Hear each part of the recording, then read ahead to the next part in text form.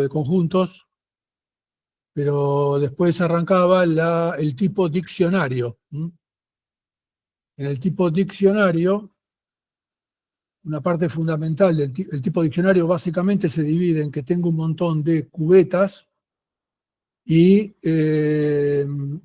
tengo una función que se llama función de hash. El término hash ya lo habrán escuchado mencionar muchas veces. Hoy vamos a ver tal vez un poco más en detalle qué es el hash y para qué sirve. Y el hash básicamente es una función que me va a decir para cada elemento del conjunto universal a qué cubeta tiene que ir. Y básicamente, las cubetas, bueno, lo habrán visto en las slides que le dije que leyeran, pero básicamente pueden haber, puede ser que cada cubeta sea un contenedor, por ejemplo, una lista, o puede ser que cada cubeta sea un elemento de un vector, ¿no? Estoy almacenando conjuntos de enteros. Bueno, en las cubetas cerradas, cada cubeta va a guardar un entero. Bien. Entonces, pero lo importante, es muy importante, esta función de dispersión. Bueno, en la transparencia que tienen que haber visto, habrán visto que lo importante es, en el costo aparece o sea, para que la tabla de dispersión, el diccionario, funcione bien, tiene que distribuir los elementos en la forma lo más uniforme posible entre todas las cubetas. Por ejemplo, si los elementos que estoy guardando son strings, podría ser que yo tomara y yo tuviera 256 cubetas. Bueno, yo podría tomar como función de dispersión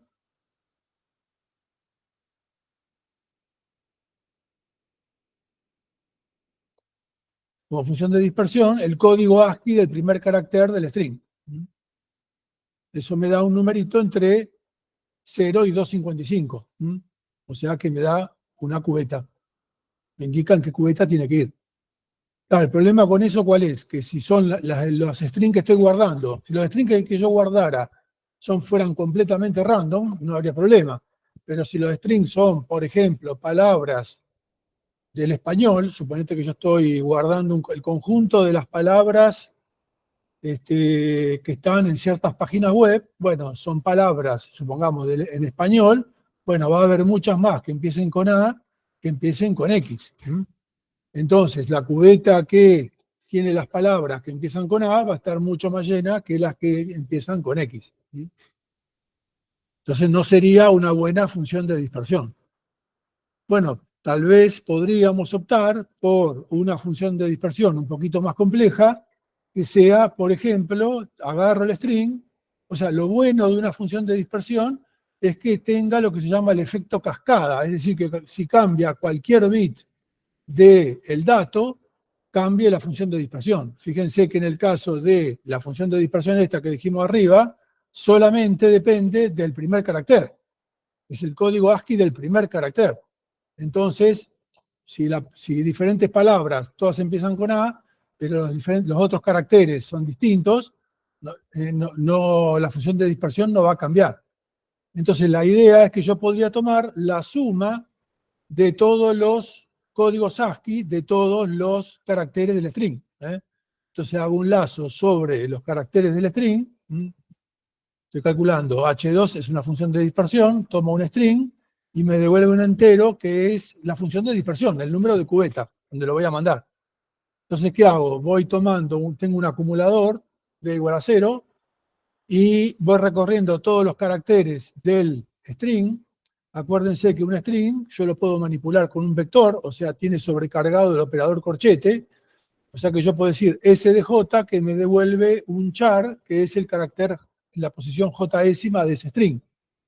Entonces los voy acumulando en B, y claro, yo necesito que este B esté entre 0 y 255. Entonces cada vez que le voy agregando, siempre le hago el % 256. Acuérdense que si yo hago un número entero positivo y le hago por ciento, por ejemplo en este caso 256, me devuelve el resto de dividir el entero por 256, por lo tanto me va a dar un número entre 0 y 255. Esa es la forma de llevar siempre un entero a un rango dado, a un rango entre 0 y un valor. Hacer el porciento, el operador porciento me sirve para eso. Entonces, bueno, en este caso sí va a tener lo que llamamos el efecto cascada, porque fíjense que si yo tengo la palabra argonauta y la palabra argonautas, si bien son muy parecidas, ya esta tiene una S, y entonces ya con eso el valor del hash va a cambiar. Obvio, como yo estoy mapeando todos los strings a un entero entre 0 y 255, la función de hash no va a ser única, ¿no es cierto? Si bien tiene el efecto cascada, no es que para cada string voy a tener un único hash. En este caso, ¿cuáles serían los casos en que diferentes strings me den el mismo hash? Y bueno, un caso en particular, en este caso, como es la suma de los la suma de los códigos ASCII de todos los caracteres, bueno, si los dos strings son los mismos caracteres pero permutados entre sí, lo que se llama para palabras un anagrama, en ese caso, dos palabras que son una el anagrama del otro, por ejemplo, víbora y bravío, obviamente tienen los mismos caracteres pero en diferente orden. Cuando hago esta función hash, que lo único que mira es la suma de los códigos ASCII, bueno, me va a dar el mismo valor, ¿no? Bueno, está bien, quiere decir que no, de todas formas no es lo óptimo, pero bueno, tendría por lo menos este llamado efecto cascada que dijimos. Bien, después vamos a ver un poco más el tema de la función de dispersión, porque es muy importante, y está muy en boga. Todo lo que es criptografía, criptomonedas y todo se basa, ustedes lo habrán escuchado, en hash. El famoso minar bitcoins, minar criptomonedas, básicamente es calcular muchísimos hash, calcular miles de millones de hash. Bueno, y hay incluso hardware específico, hay máquinas que son para minar criptomonedas, que básicamente lo que son, tienen un hardware, una electrónica súper optimizada para calcular hashes. Bien.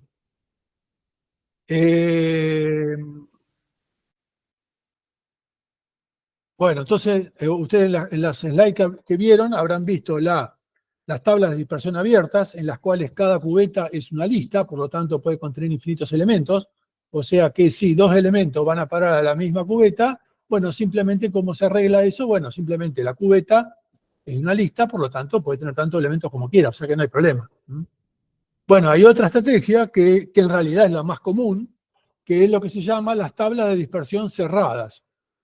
En este caso, las cubetas no son un contenedor o una lista, sino que directamente cada cubeta es un elemento del conjunto universal.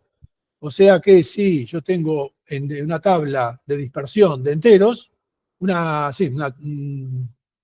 tabla de dispersión de enteros, en realidad los elementos están guardados en un vector de enteros. Acá puse vector de key-t. Key-t sería el tipo del contenedor.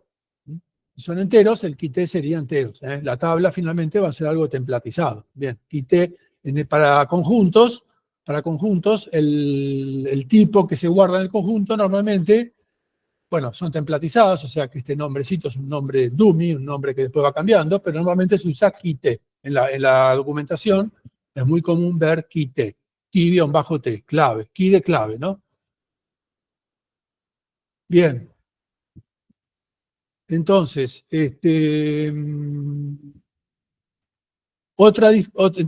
en las tablas de dispersión cerrada, ¿qué hacemos cuando hay una colisión? O sea, me van llegando los elementos, el usuario va insertando elementos en el vector, cada vez que llega un elemento le calculo la función de dispersión, eso me da un entero y lo meto en esa cubeta. Bien. Cuando quiero saber si un elemento dado está en la tabla, bueno, ¿qué hago? Agarro el elemento, le calculo la función de dispersión, me da una cubeta, voy a esa cubeta y miro si el elemento está o no está ahí. Fíjense que si todo eso fuera mágicamente, si eso anduviera, sería bárbaro, porque fíjense que estoy poniendo y sacando elementos en el conjunto en tiempo orden de 1. Sería súper óptimo. Hasta ahora, de las cosas que vimos, guardando en listas o el costo de inserción o find son siempre orden de n.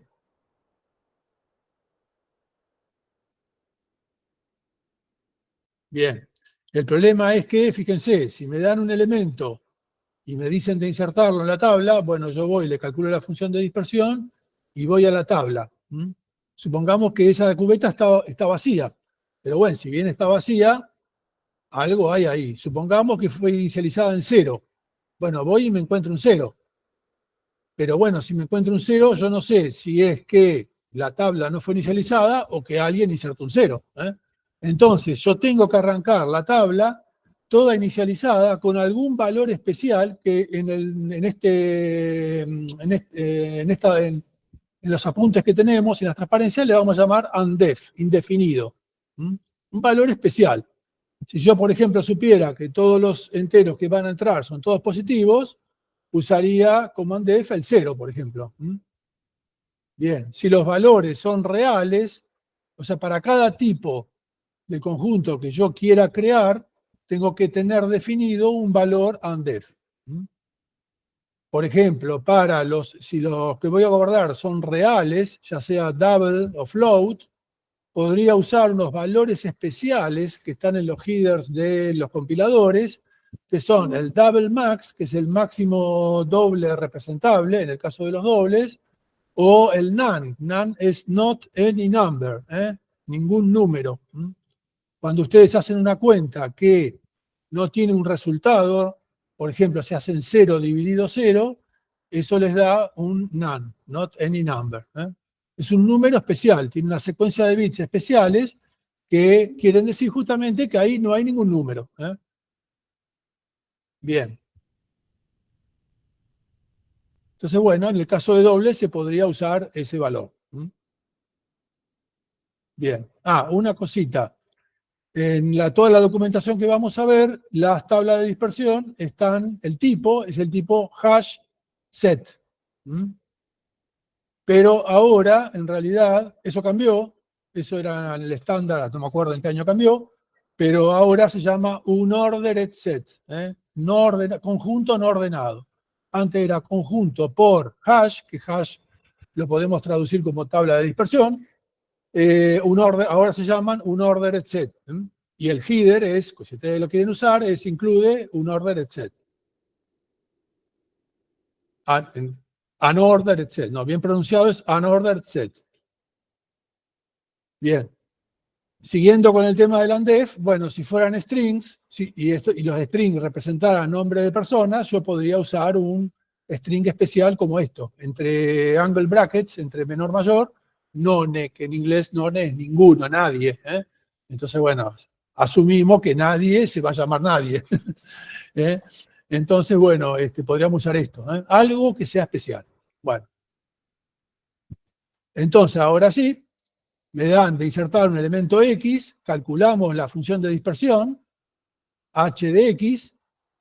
A ese h de X siempre le vamos a hacer, antes de hacer cualquier manipulación, le vamos a hacer %b para asegurarnos que ese resultado esté en el rango entre 0 y b-1.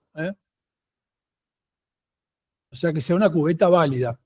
A ese valor le llamamos init. Init quiere decir la cubeta a la cual el elemento quiere ir. No sé si va a terminar en esa cubeta, pero en principio el elemento quiere ir a esa cubeta. La función de dispersión me dice que lo meta en esa cubeta. Bueno, si la cubeta está libre, bueno, ¿cómo sabemos que la cubeta está libre? Porque si en esa cubeta el elemento que encontramos es undef. Si el elemento que encontramos es undef, quiere decir que hasta ahora nadie insertó nada ahí y por lo tanto la cubeta está libre. Entonces, bueno, ping, la ponemos ahí. Si no, y ahora viene lo bueno, si no, ¿qué hacemos? Bueno, vamos buscando cubetas cercanas hasta encontrar una libre. ¿Cercanas en qué sentido? Bueno, vamos avanzando. Si init es 100, vamos a la 101. Si también está llena la 102 y así siguiendo hasta encontrar una libre. Si llegamos al final, volvemos al principio. A eso le llamamos que estamos recorriendo la cubeta en sentido circular.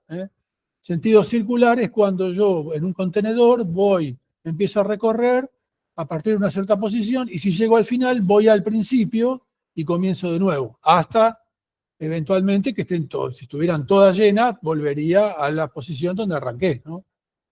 Bien. Entonces van así, vamos avanzando en sentido circular hasta encontrar una cubeta libre. Si no hay ninguna libre, bueno, la tabla está llena y chau, estamos fritos, hay que hacer algo, o dar un error o algo. Si encontramos una libre, la ponemos ahí. Bien, entonces veamos, por ejemplo, este ejemplo. Me dicen de insertar todos estos elementos en esta tabla de dispersión que tiene 10 cubetas. Como función de dispersión usamos la identidad, o sea, h de x igual a x. Pero acuérdense, claro, ¿qué pasa cuando el x es 44? Bueno, acuérdense que primero hacemos h de x y después por ciento b. O sea que es el resto de dividir por 10. En este ejemplo usamos 10 cubetas, ¿por qué? Porque el resto de dividir por 10 es súper fácil de, entre comillas, calcular, es el último dígito, ¿no? 13. El resto de dividir 13 por 10 es 3. El resto de dividir 15 por 10 es 5. ¿No? Entonces es fácil a partir del elemento saber en qué cubeta tiene que ir. Bien, entonces me dicen insertar elemento 1.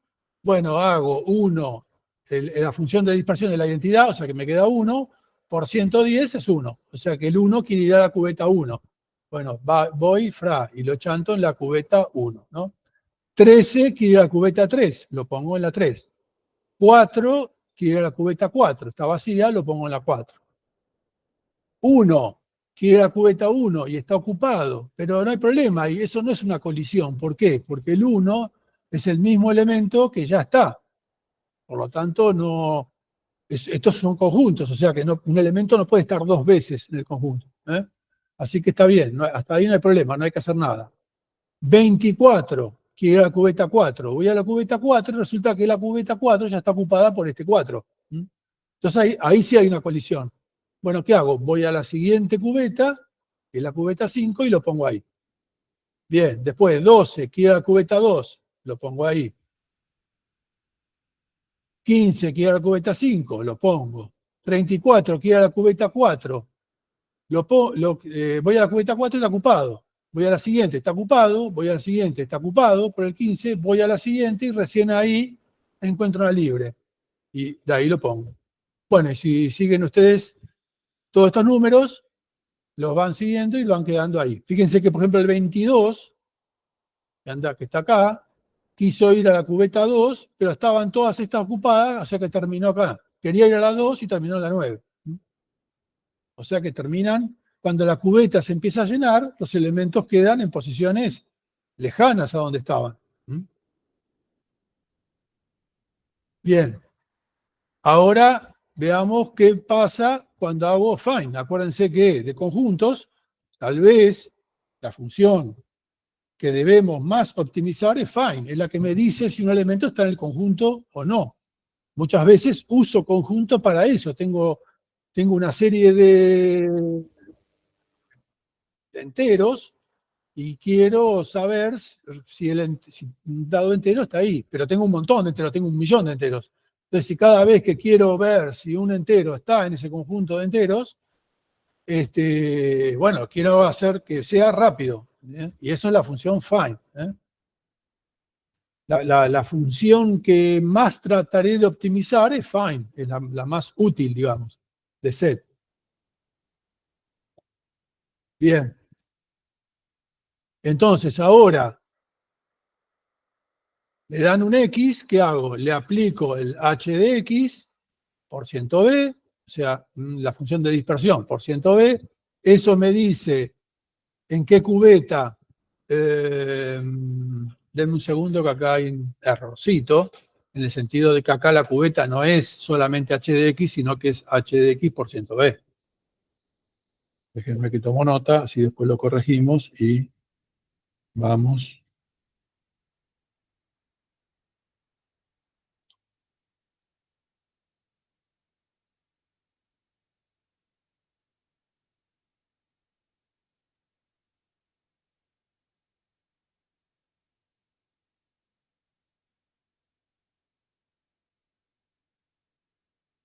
Bien. Entonces, bueno, entonces me dan un X, lo primero que hago es busco la cubeta, le llamamos init, que es a donde quiere ir el elemento. H de X por ciento B, acá falta el por ciento B. Entonces, vamos ahí. Bien.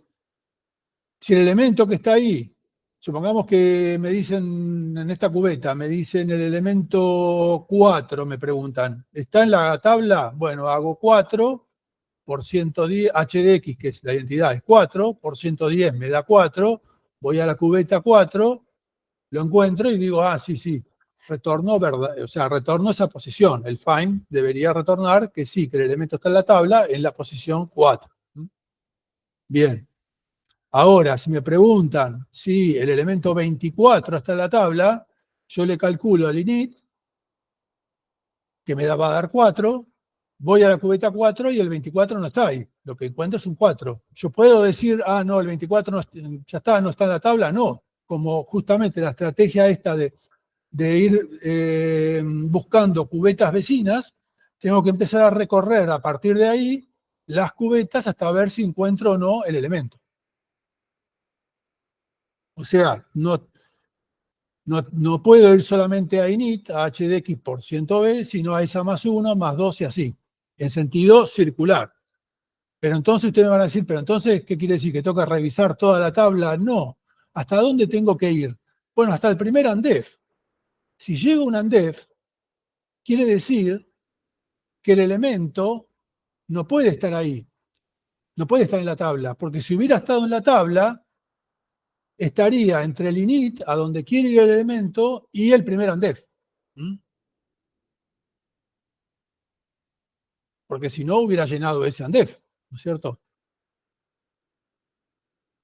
Bueno, por ahora no nos preguntamos qué pasa si queremos borrar y reinsertar elementos, ¿no? Por ahora asumimos que solamente ponemos elementos y después queremos ver si están o no están. Por ahora no hablamos de borrar elementos.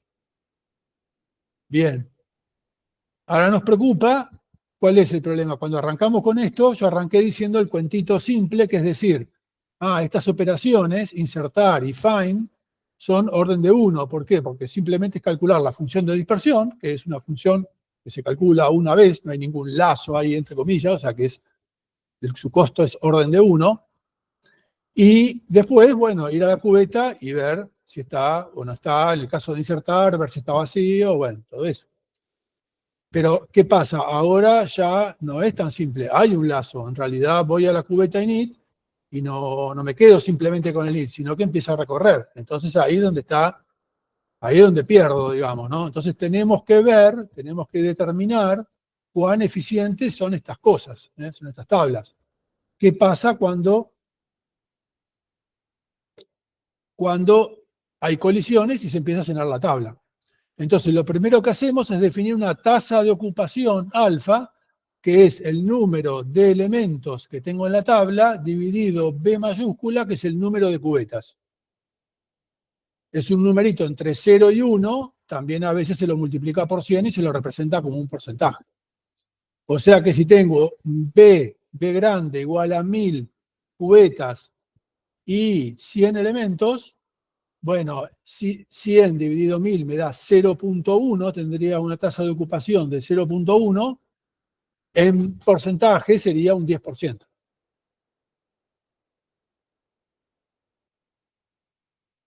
Entonces ahora queremos determinar la cantidad de intentos,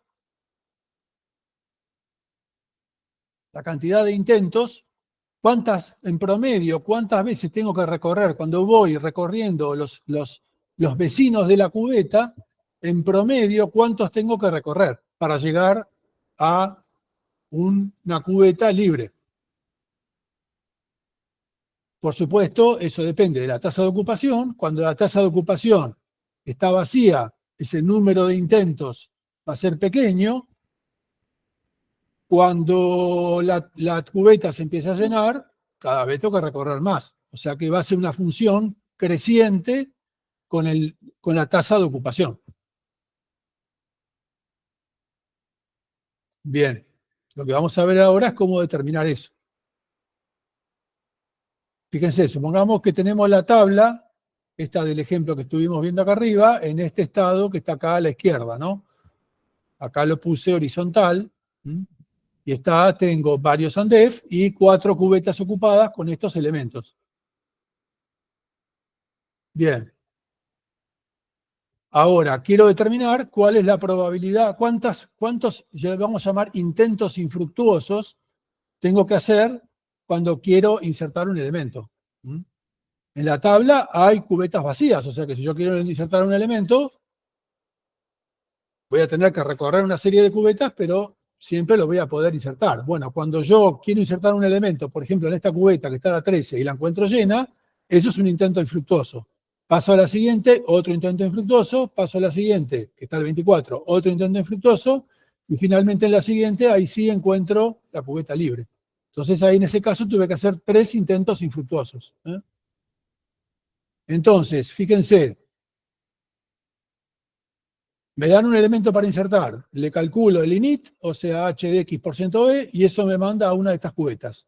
Supongamos que la función de dispersión es tan buena como que hace que la probabilidad de que el elemento vaya a cualquiera de las cubetas es siempre el mismo. Entonces, bueno, asumimos que puede ir a cualquier cubeta. Si el elemento va a parar a alguna de las cubetas vacías, como la 0, la 2, la 6, la 7, la 8 y la 9, bueno, el número de intentos infructuosos es 0, porque directamente va ahí, está vacío, y ya directamente, ping, lo pone. Bien. Si el elemento quiere ir a la cubeta 1, por ejemplo, un 11, bueno, se encuentra con el 1, por lo tanto está ocupada, quiere decir que hay un intento infructuoso, y en la siguiente ahí sí está libre. O sea que en el caso de la 1 sí hay un intento infructuoso. En el caso de la cubeta 3, hay, como dijimos hoy, 3 intentos infructuosos. Es la peor de todas, digamos, ¿no? Porque tengo que ir recorriendo al 4, al 24, y recién ahí hay una cubeta libre. Entonces, las cubetas son todas, los intentos infructuosos son para todas 0, menos para la 1, que es 1, para la 3, que son 3 intentos infructuosos, para la 4, que son 2, y para la 24, que es, para la cubeta sería 5, que es un intento infructuoso. Entonces ahora lo que yo quiero es calcular el número promedio de intentos infructuosos que tengo que hacer. Bueno, tengo que sumar, cuando hago un promedio, ¿qué tengo que hacer? Sumar todos los valores para cada una de en este caso, de las cubetas, calcular los intentos infructuosos para cada una de las cubetas, sumarlo y dividirlo por el número de cubetas. En este caso, bueno, son todos ceros, menos 1 más 3 más 2 más 1, dividido el número de cubetas, que es 10, o sea, 0,7. En promedio tengo que hacer 0,7 intentos infructuosos. Fíjense que a pesar de que lo que estoy promediando son enteros, porque son números, el número de intentos infructuosos, que es un número entero, el promedio me da un número de puntos flotantes. Pero está bien, no importa, es un número que me indica cuán bien estoy. Fíjense que en este caso, claro, como la cubeta está bastante vacía, tengo menos de un intento infructuoso, o sea que estamos bien. Si ven, hay algunos casos malos, como el de la cubeta 3, que tiene que hacer 3 intentos, pero en promedio hago menos de un intento infructuoso. Bien, y ahora eso fue un caso muy especial, muy simple como este. Ahora queremos calcularlo analíticamente, cómo es eso, cómo es la probabilidad la cantidad promedio de intentos infructuosos para una tabla con una cierta capacidad de, tasa, ¿cómo le habíamos llamado? Tasa de almacenamiento. Tasa de ocupación, tasa de ocupación. Alfa. Bien. Bueno. Entonces nos dan un elemento, le calculamos el init y vamos a la cubeta correspondiente y vemos qué pasa. Quiero determinar cuál es la probabilidad de que cuando calculo la cubeta init, yo vaya y me encuentre con la cubeta libre. O sea, si está libre, sería 0 intentos infructuosos. Bueno, ¿cuál es la probabilidad? Bueno, si la tasa de ocupación es 10%, la probabilidad de que yo encuentre una cubeta libre es del 90%. O sea que si la tasa de ocupación es alfa, la probabilidad de que la cubeta esté libre es 1 menos alfa. 1 menos alfa. O sea, la probabilidad, P, probabilidad de que la cantidad de intentos infructuosos sea 0 es 1 menos alfa. Cuanto más baja es la ocupación, más cerca estoy de que la probabilidad sea 1. Y que en un solo intento infructuoso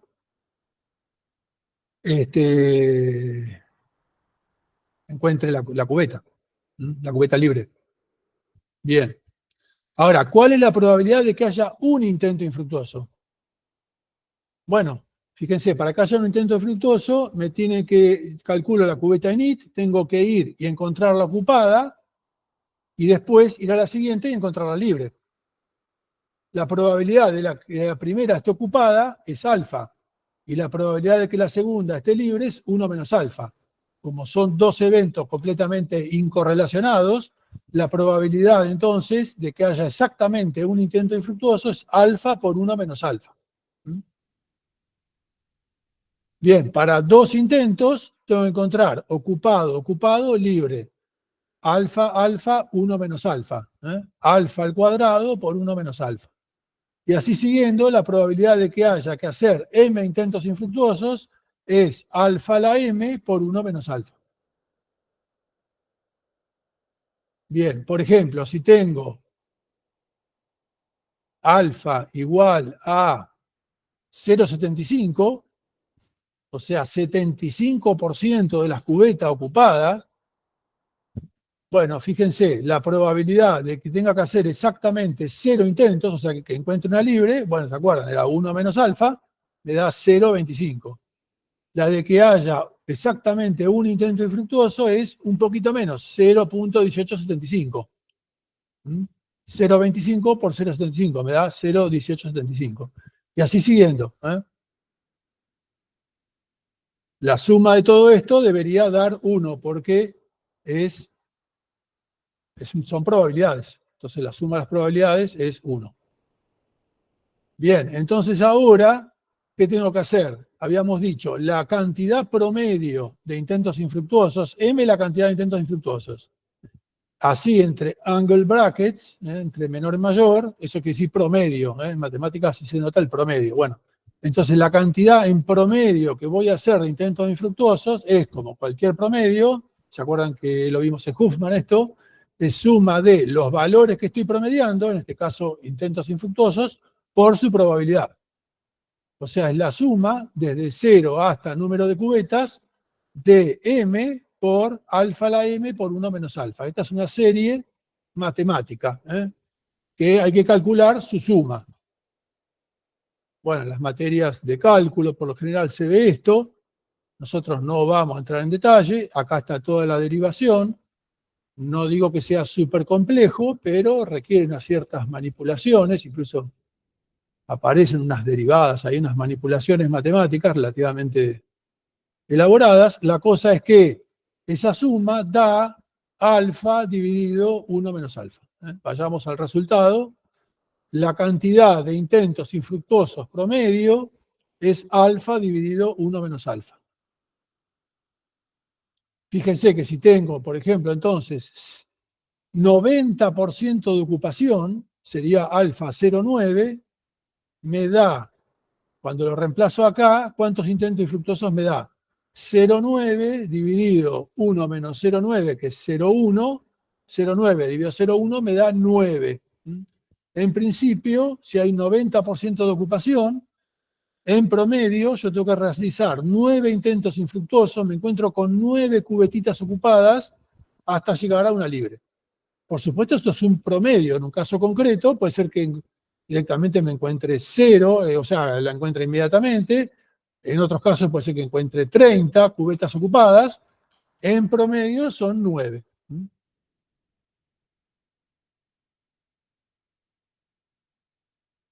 Bien. Ese es el promedio de la inserción no exitosa, perdón, la inserción exitosa. En este caso, exitoso, una inserción exitosa es cuando el elemento, en inglés successful, exitosa es cuando quiero insertar el elemento no está y por lo tanto, efectivamente, lo tengo que insertar. Una inserción no exitosa, not successful, es cuando lo quiero insertar, pero el elemento ya estaba. Entonces, la verdad es que no lo inserté, ya estaba. Bien, entonces ahora queremos calcular cuál es el costo de la inserción no exitosa. Fíjense que el costo de la inserción no exitosa probablemente sea menor. ¿Por qué? Porque inserción no exitosa quiere decir que me dan el elemento, le calculo el init, voy a esa cubeta y empiezo a recorrer hasta que no tengo que llegar a un UNDEF, no llego a un UNDEF, porque el elemento está. Entonces, por lo general, tengo que recorrer menos cubetas. O sea que probablemente la cantidad de cubetas que tengo que recorrer sea menor.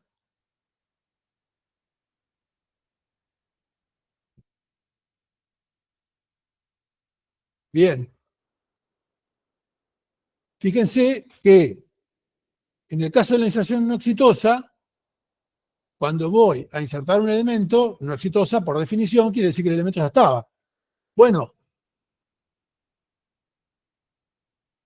¿cuáles van a ser los elementos para los cuales más cubetas voy a tener que recorrer para llegar al elemento? Bueno, aquellos elementos que fueron insertados al final.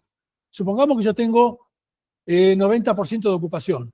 Bueno, al principio, cuando la tabla tenía 10% de ocupación, los elementos que yo estaba insertando ahí, rápidamente estaban ahí nomás, las cubetas libres. Entonces están cerca del init. Entonces para eso el costo es menor. Aquellos que fueron insertados, los últimos que fueron insertados, cuando ya ahora la cubeta tiene 90% de ocupación, son aquellos para los cuales probablemente estén a 9 cubetas de su init. Bien, entonces básicamente lo que hay que hacer es eso, hay que promediar el costo de la inserción no exitosa, es el promedio sobre las tasas de ocupación, desde que la tasa de ocupación era 0 hasta que la tasa de ocupación es la tasa de ocupación actual, del promedio de inserción exitoso. Bien, de nuevo, no vamos a entrar en toda la matemática de todo esto, pero termina siendo esta función que está acá. Menos 1 sobre alfa, logaritmo de 1 menos alfa, menos 1. Bien, esta función, bueno, si ustedes, fíjense que es muy, podríamos decir, ¿cómo podríamos decir? Rara, parece un poquito rara la función, pero si uno la plotea, es esta azul que está acá. A ver, acá que tenemos en este gráfico. En el eje horizontal tenemos la tasa de ocupación alfa, que va entre 0 y 1, y en la vertical tenemos el número de intentos infructuosos promedio. La curva roja es la que es para inserción exitosa, es la que ya vimos, alfa dividido 1 menos alfa, la que vimos primero. Fíjense que lo que les dije hoy, para tasa de ocupación 0,9, que estaría por acá, fíjense que es 9, es cerca de 9 intentos infructuosos, es lo que habíamos visto hoy. Por supuesto, cuando la tasa de ocupación se aproxima a 1, esta función se va medio a infinito. Obviamente infinito no puede ser porque la cubeta no tiene infinitas cubetas, ¿no? Pero bueno, se crece muchísimo.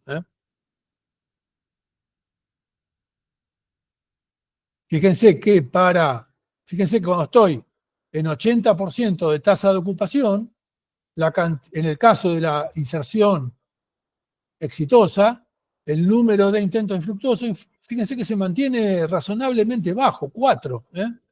Tengo la tabla al 80% de ocupación y sin embargo la cantidad de intentos infructuosos está en 4. No parece tanto, ¿no? Y recién cuando estoy, qué sé yo, 90%, 9. Todavía no parece tanto, ¿no?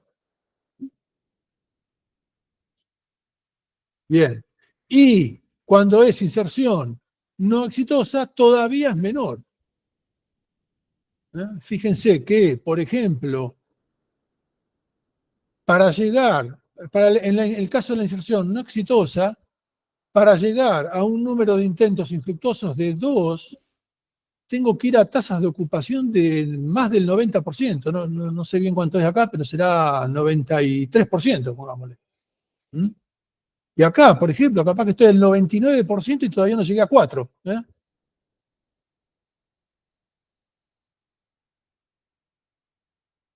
Bien,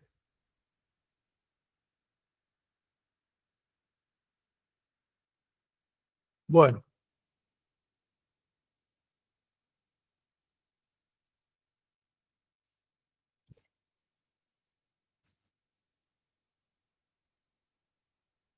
Esta es lo que le decía, esta función tiene una pinta muy rara, parecería hasta incluso, ustedes saben que el logaritmo es singular, ¿no es cierto? Cuando lo de adentro es cero, bueno, es singular.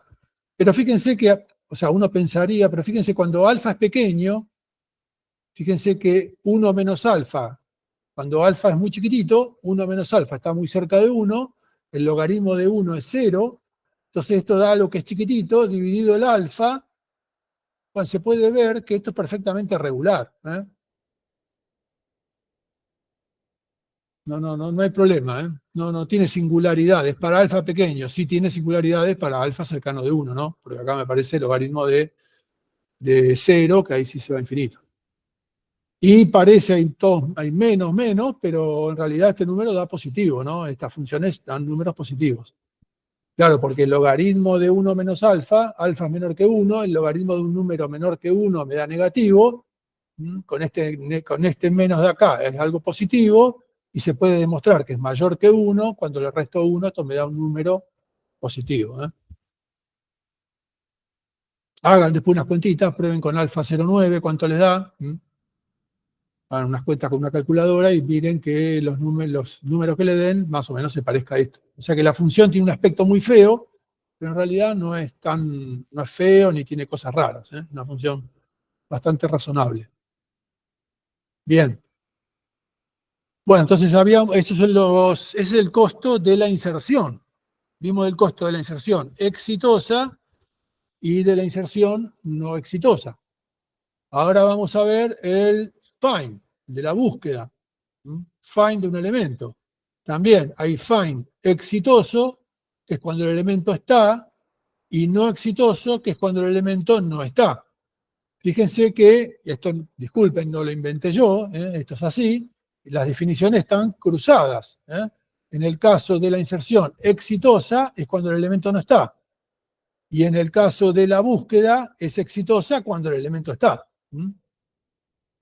Bueno, fíjense acá, razónenlo un poquito, pero van a ver que en realidad, al final, el costo de la inserción, el costo de la búsqueda no exitosa es justamente igual al de la inserción exitosa.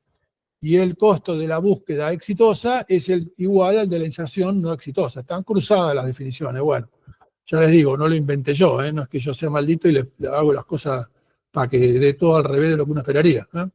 Es así, están cruzadas. Y bueno, son las mismas funciones que antes, nada más que ahora es para la búsqueda.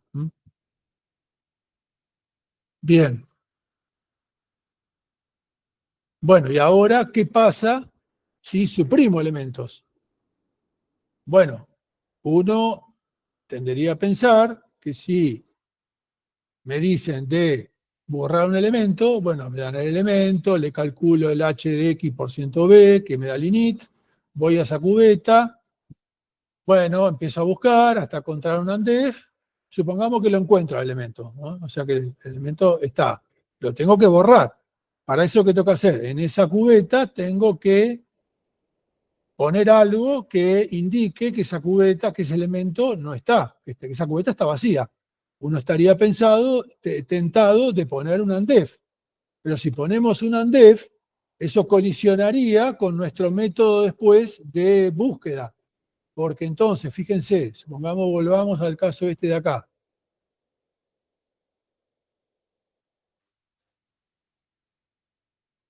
Supongamos que estamos en este estado de acá. No, perdón, vamos más arriba, vamos a este. Supongamos que me dicen de borrar el elemento 15. Bueno, Yo vengo acá, voy a la cubeta 5, no está, voy a la siguiente, encuentro el 15, lo borro y lo piso con un UNDEF.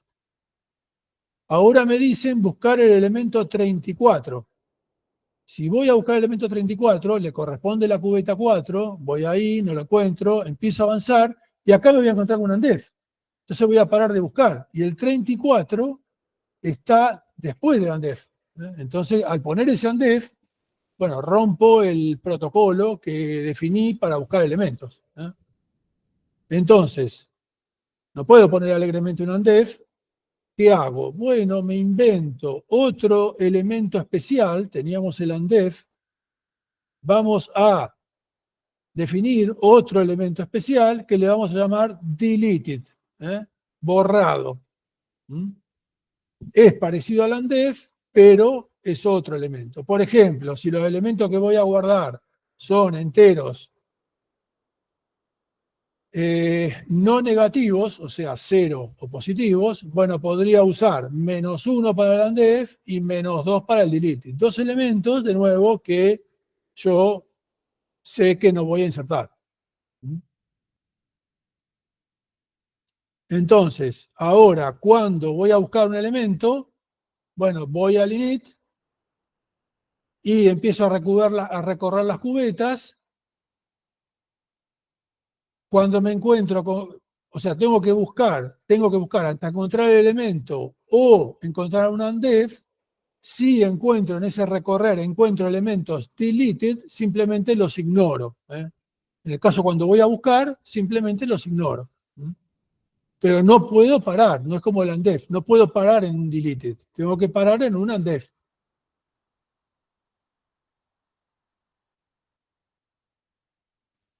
Lo que sí que si me dicen de insertar un elemento, voy a la cubeta, voy al init, empiezo a recorrer, supongamos que encuentro UNDEFs, bueno, los ignoro, llego a una, perdón, deleted, los ignoro, no puedo parar, llego a un UNDEF, me doy cuenta de que el elemento no está en la tabla, entonces lo tengo que insertar.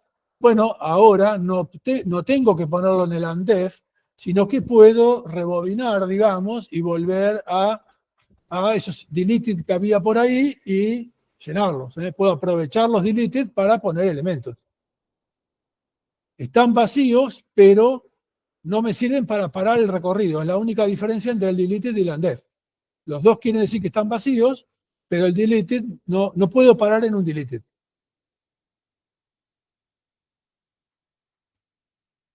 Bien. Pero, ¿qué quiere decir? Que ahora, cuando voy a calcular la eficiencia, o sea, los números de ocupación, los números de intentos infructuosos, que se basan en la tasa de ocupación, ¿cómo cuentan los deleted? Bueno, fíjense que yo no puedo parar en los deleted. Entonces los deleted cuentan como cubetas ocupadas.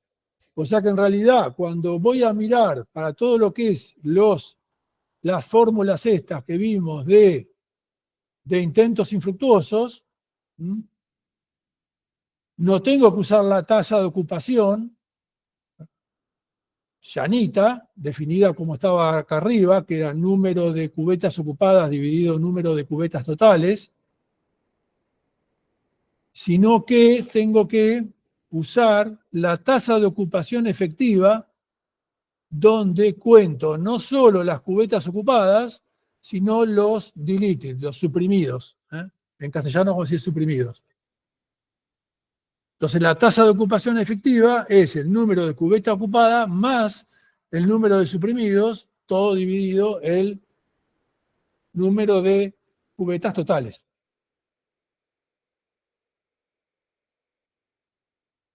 Ahora fíjense, supongamos que tengo 100 cubetas e inserto elementos hasta llegar a 50 elementos distintos. O sea que la tasa de ocupación es 50%.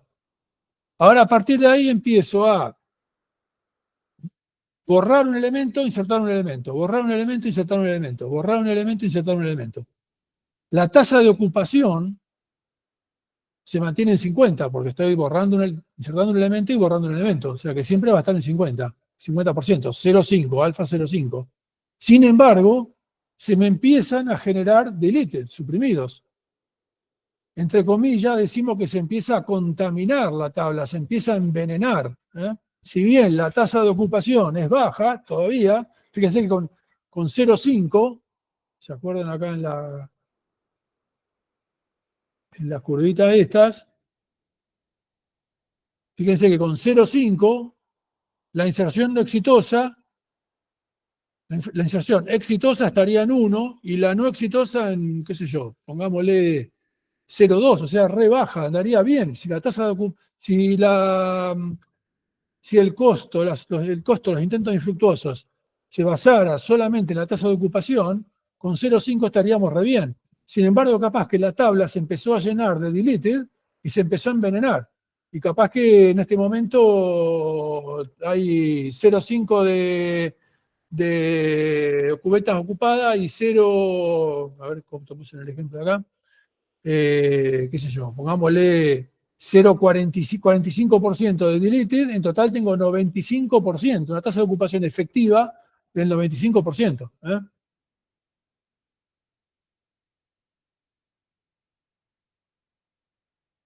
Bien, ¿qué tengo que hacer? Bueno, la más simple es decir, voy monitoreando cuál es la tasa de ocupación efectiva. Si veo que la tasa de ocupación efectiva llega al, por decir algo, 90% o 95%, bueno, extraigo todos los elementos y los vuelvo a insertar. Extraigo todos los elementos, pongo toda la tabla en ANDEF y los vuelvo a insertar todos.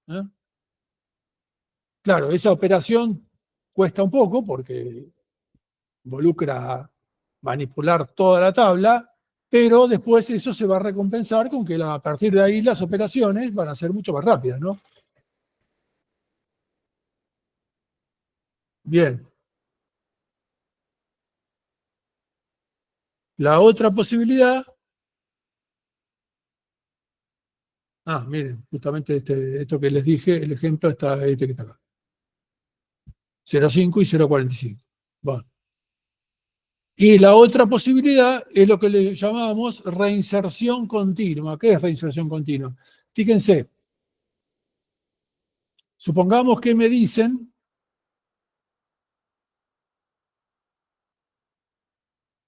de borrar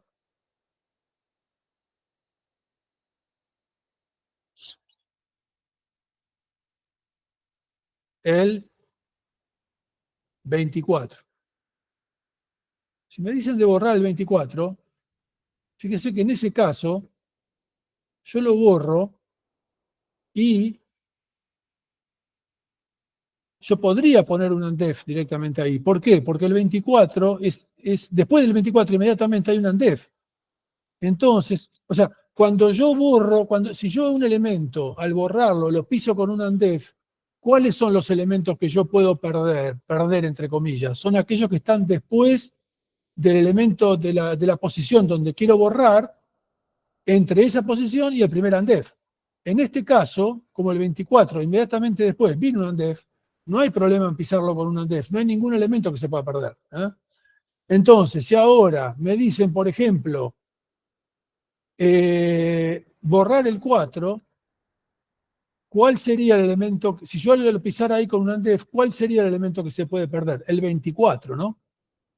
Entonces, ¿qué puedo hacer? Puedo agarrar todos los elementos que están desde la posición donde tengo que eliminar el elemento en adelante hasta el primer UNDEF, todo eso, meterlos en un contenedor auxiliar, acá en este caso usé una pila, S, los meto en un contenedor auxiliar, en este caso el 24, ahí sí, todos esos, acá el 24 lo mando a una pila, ahora sí, el 4 es el último antes del UNDEF, ahí sí lo puedo pisar directamente con un UNDEF, y ahora tomo los elementos de la pila esa temporaria y los vuelvo a insertar en la tabla. Entonces, de esa forma, nunca tengo deleted. A eso le llamamos reinserción continua. Evita el uso de los deleted, de los suprimidos.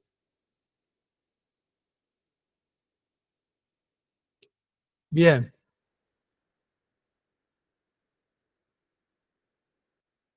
Después, otra cosita es, a ver, que se podría ver, les cuento simplemente lo que es, pero no lo vamos a ver, es que es lo que se llama las estrategias de redispersión. Esto de cuando yo calculo una cubeta, perdón, me da el init, voy a la cubeta y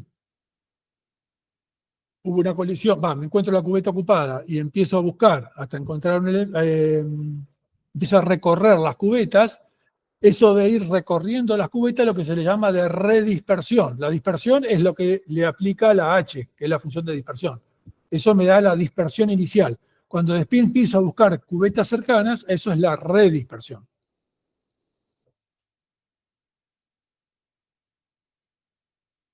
Bien, el tipo de esas estrategias de redispersión hay varias. La que nosotros vimos es la lineal, la que va recorriendo a partir de la cubeta init, va recorriendo las vecinas de A1. Bueno, ahí se pueden definir otras estrategias de redispersión. Bueno, como les dije, no lo vamos a explicar. Está acá en los apuntes, está en la slide, muy someramente. Si alguien lo quiere ver, lo puede ver. Vamos a ver ahora la clase hasset. Acuérdense que nosotros acá la llamamos hasset porque así se llamaba en las STL antes de, no me acuerdo cuál versión de la norma. Ahora se llama unordered set, unordered set, conjunto no ordenado.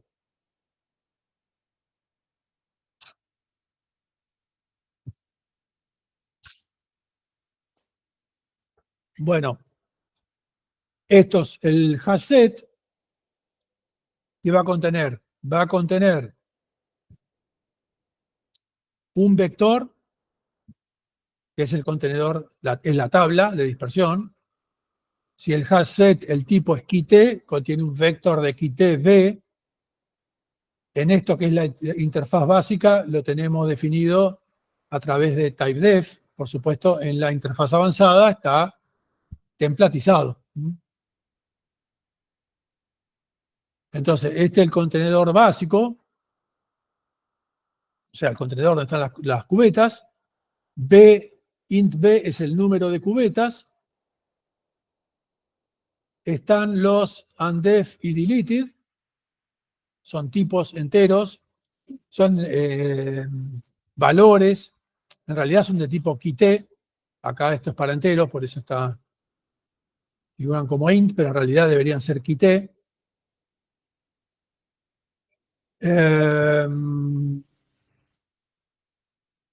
Y fíjense, ¿qué contiene el hasset además? Bueno, contiene las funciones que voy a usar como función de dispersión y también la de redispersión, lo que vimos recién. Nosotros no nos vamos a meter con la de redispersión. La redispersión vamos a asumir que es la lineal, la que es a partir de la cubeta, es la cubeta más 1, a partir de init más 1, init más 2, init más, así. Por eso vamos a usar en realidad esta que es la identidad, la trivial. O sea que olvídense esta, la función de redispersión, asuman por todos lados donde aparece, acá, RDFDI es I.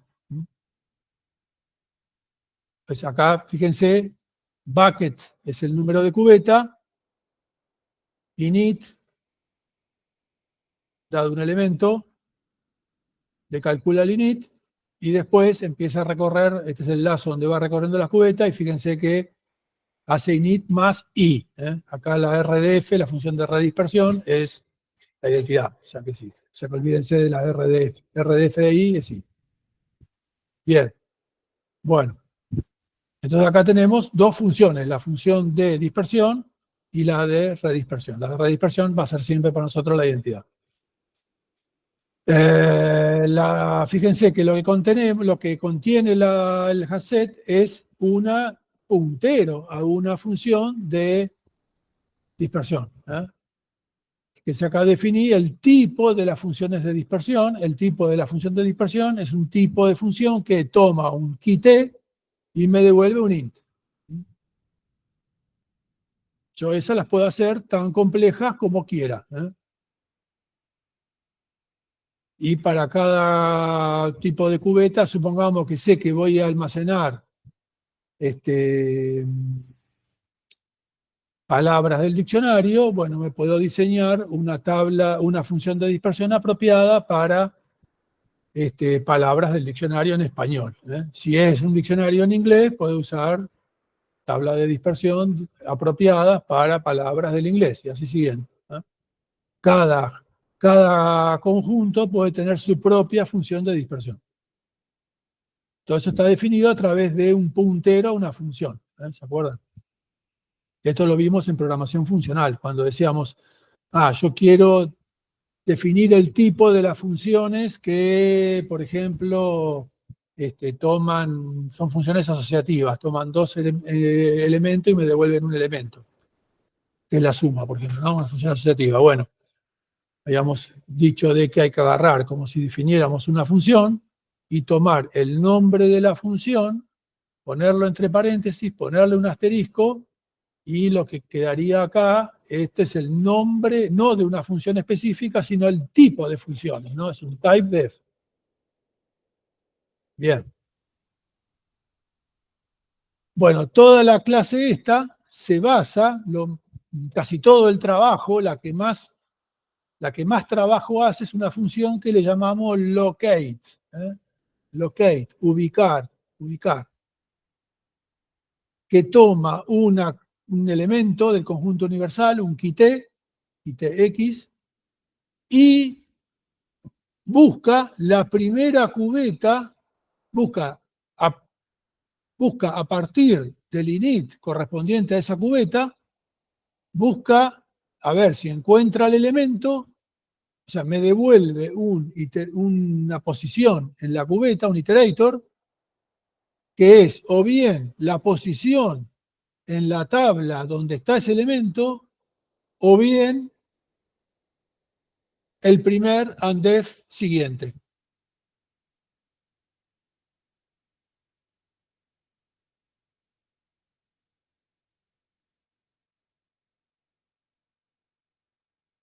Además, si al recorrer la tabla llega a encontrar un deleted, me devuelve la posición de ese deleted por este argumento, que fíjense que está pasado por referencia.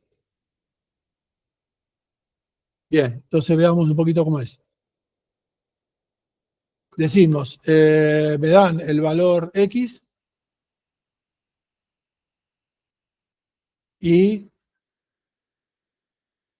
le calculo el init igual a h de x. Acá faltó el porcentaje B. Qué raro. No, está bien. A ver, espera.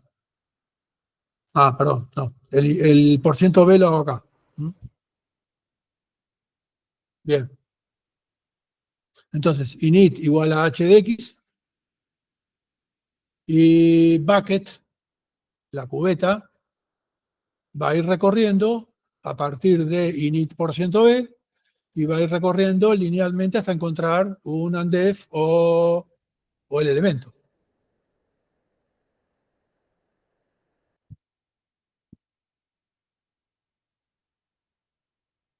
Entonces, fíjense, hago un lazo por int igual a 0 y menor que el número de cubetas y más. Esa es un índice que para 0 va a ser la cubeta init, 1 va a ser la cubeta siguiente a la init y así siguiendo, ¿no? Este lazo es el que va recorriendo las cubetas. La cubeta en particular, ¿cuál es? Es init más i, acuérdense que RDF es la identidad, la función de redispersión, nosotros nos concentramos en RDF la identidad, o sea que RDF de i es i. Entonces, init más i %b. Que va recorriendo a partir de init%b, init más 1%b, siguiendo. El % me hace el truquito de que lo hace circular. O sea, automáticamente cuando me paso de b, lo manda al principio.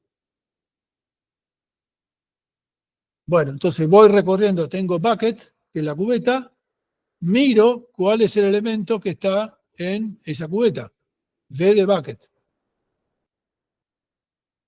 Si el elemento que está en la cubeta es el que estoy buscando o hay un undef, puedo salir del lazo. Fíjense que si hay un deleted, no.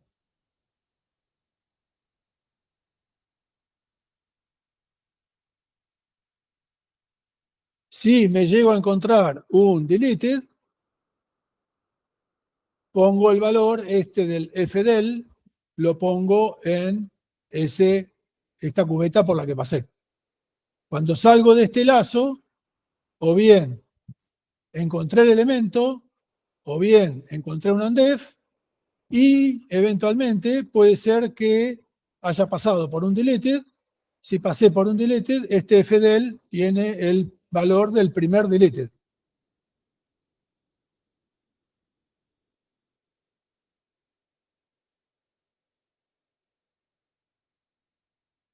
Además, mantengo una bandera, que es este not found, que me indica si encontré un deleted o no. Cuando salgo de este lazo, si encontré un deleted, ese fdel está apuntando a ese bucket. Si no, not found queda en verdadero y hago que el fdel sea el end. El end es la cubeta B. Los rangos de cubetas van desde 0 hasta B-1 y B sería el end, pasado el último. Bien, entonces este locate me retorna la cubeta donde o está el elemento o el primer undef. Entonces fíjense, por ejemplo, el insert toma una clave key T y inserta, bueno, si el elemento no estaba en la cubeta lo inserta, si estaba no hace nada, ¿no? Y se acuerdan que retorna un pair de iterator bool. Conjunto, el insert de conjunto retorna ¿se acuerdan? Un pair de iterator bool. El iterator es donde está o estaba el elemento y bool puede ser verdadero o falso, indica si la inserción fue exitosa o no. Verdadero quiere decir que fue exitosa, que el elemento no estaba y lo tuve que insertar. Falso quiere decir no exitoso, o sea que el elemento ya estaba. Bien, entonces, ¿qué hace? Fíjense, todas estas funciones, la mayoría, se basan fuertemente en locate. Entonces, locate, lo primero que hago es aplicarle el locate al X. Eso me devuelve la cubeta. Me fijo, si el elemento que está en la cubeta es X, es el elemento que estoy queriendo insertar, bueno, quiere decir que la inserción no es exitosa. Entonces retorno un pair de iterator bool que es bucket, es la cubeta donde ya estaba, la que encontró el locate, y false porque la inserción no es exitosa. Y ya retorno y salgo. Si no, si B de bucket no es X, quiere decir que encontró un undef, quiere decir que realmente lo tengo que insertar al elemento. Entonces, bueno, básicamente, ¿qué hago? Piso el valor de esa cubeta con el X. Ah, bueno, perdón.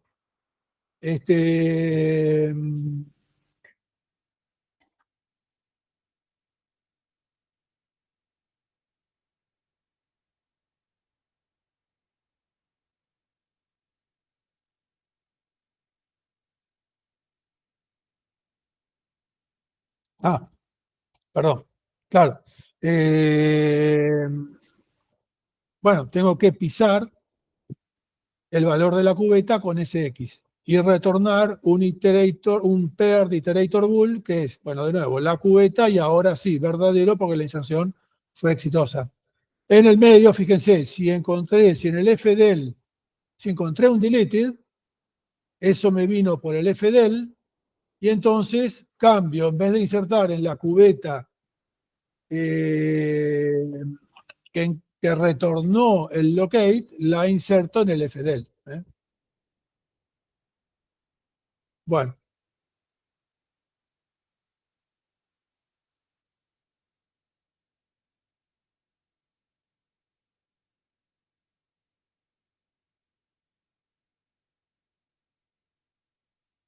Bien, fíjense que find, erase, todos usan fuertemente el locate, ¿no? O sea, básicamente el que hace el trabajo es el locate. Acá esto lo de la reinserción continua, todo esto se lo dejo para que lo miren ustedes, con la pila esa, ¿m? Va eliminando elementos, los inserta en S y después, acá los va insertando y después acá los vuelve a poner, ¿eh? Bien. Y lo que vamos a explicar es cómo se recorre esto, porque fíjense, el iterator acá, que es el iterator, ¿dónde está? Acá. Iterator, por supuesto que es un entero, ¿no? Porque es el contenedor, básicamente adentro, que tiene una tabla, un vector. Entonces, ¿cómo identificamos los elementos con iterator, con enteros? Ahora, el next de un elemento, ¿qué va a hacer simplemente? ¿El más, incrementarlo en 1 al iterator? Bueno, no es tan simple, ¿no? Fíjense, volvamos acá al ejemplo este. Veamos, por ejemplo, cuando estamos acá, supongamos que tengo un iterator apuntando al 1, en la cubeta 1, y ahora a ese le hago más, o next en la interfaz básica, o más en la interfaz avanzada. ¿A dónde tiene que ir? No tiene que ir a la siguiente cubeta, ¿no? Tiene que ir a la siguiente cubeta ocupada, o sea, tiene que ir al 3. ¿Mm? O sea que si está apuntando a una cubeta, un iterator, y le hago next, o más en la interfaz avanzada, tiene que ir recorriendo estas cubetas hasta encontrar una cubeta ocupada o encontrar el end. Bien, para eso tenemos una función que le llamamos nextAux, auxiliar de next. Es privada. Ojo, locate y nextAux son privadas, ¿eh? Son privadas. No es para que lo use el usuario. Las usan las funciones de la clase.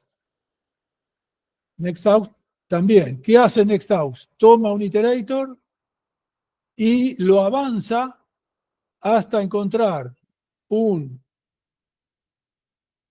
una cubeta ocupada o el end. ¿Eh? Empieza a avanzar, while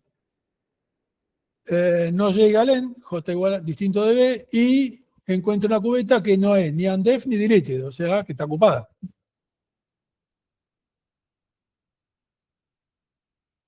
Es como un fix, diríamos en inglés, lo arregla, o sea, tengo un entero bucket, que es cualquier posición en la tabla,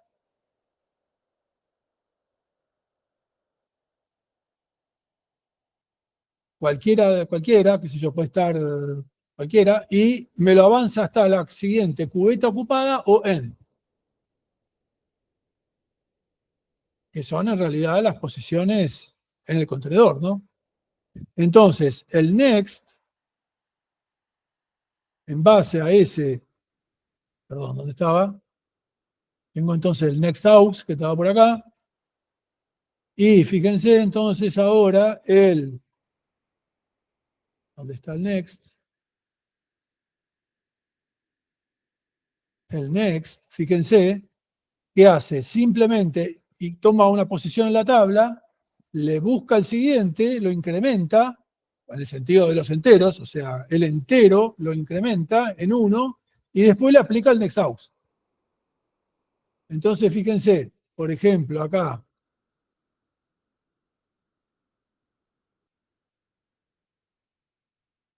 si por ejemplo, estoy en el 1 y le aplico el next, ¿qué hace? Primero lo incrementa, lo cual me da el 2, y después le aplica el next out, que lo manda al 13. ¿Eh? O sea que está bien. Cuando estoy en el 1, me manda al 13. Ahora supongamos que estoy en el 24 y le aplico next. Bueno, le incrementan 1, va a la cubeta 5, y a partir de ahí le aplica el nextAux, que lo empieza a avanzar, y como no encuentra nada, llega al end, ya que me devuelve el end. Está bien, ¿no? Entonces, esto me permite recorrer el contenedor como todos los contenedores de la STL, avanzando de elemento a elemento. Bien, el began es simplemente nextAux de 0. Claro, porque fíjense, el mismo razonamiento, ¿no? Yo quiero encontrar el began de esta tabla. ¿Cuál es el began de esta tabla? Es el 1, porque es el primer elemento. Entonces agarro el 0, le aplico el nextAux, me lo manda a la primera ocupada o a end, porque si estuviera vacía, si pongamos la tabla estuviera vacío, ¿qué me tiene que retornar began? Me tiene que retornar end, ¿no? Entonces, en ese caso, sería nextAux de 0, arrancaría en 0 y el nextAux me lo manda al end. Bien. Todas estas cosas, revísenlo un poco.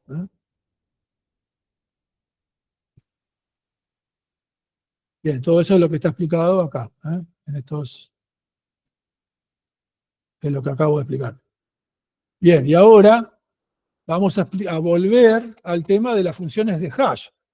Un poco ya las funciones de hash que estuvimos mencionando hasta ahora, esas que eran el primer carácter, la suma, son todas de juguete. Por supuesto, eso en la práctica no es lo que se usa, ¿no?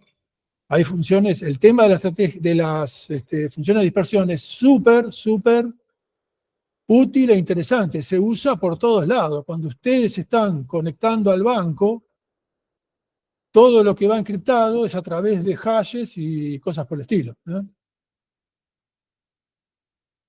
Vimos que entonces un punto crucial para la eficiencia de las tablas de dispersión es la calidad de la función de dispersión. ¿Qué quiere decir calidad? Que tiene que agarrar los elementos que le tire y me los tiene que distribuir lo más uniformemente posible entre todas las cubetas. Si por alguna razón mi función fuera mala y manda más elementos a una cubeta que a otra, bueno, la eficiencia se degrada. Ahí hay un poquito un compromiso.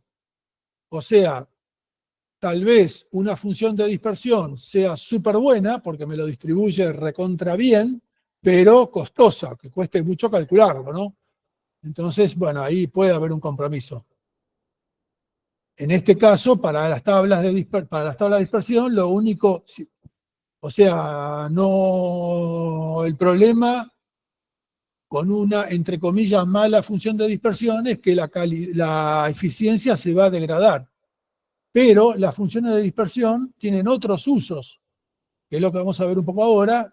Esto se separa un poquito del contenido del curso en general, pero me parece que es súper interesante porque ustedes habrán escuchado por todos lados hablar de las criptomonedas y la criptografía, es súper interesante y bueno, amerita que por lo menos hablemos, aunque sea en tono de cuentito para niños, pero contemos un poquito lo que es la criptografía.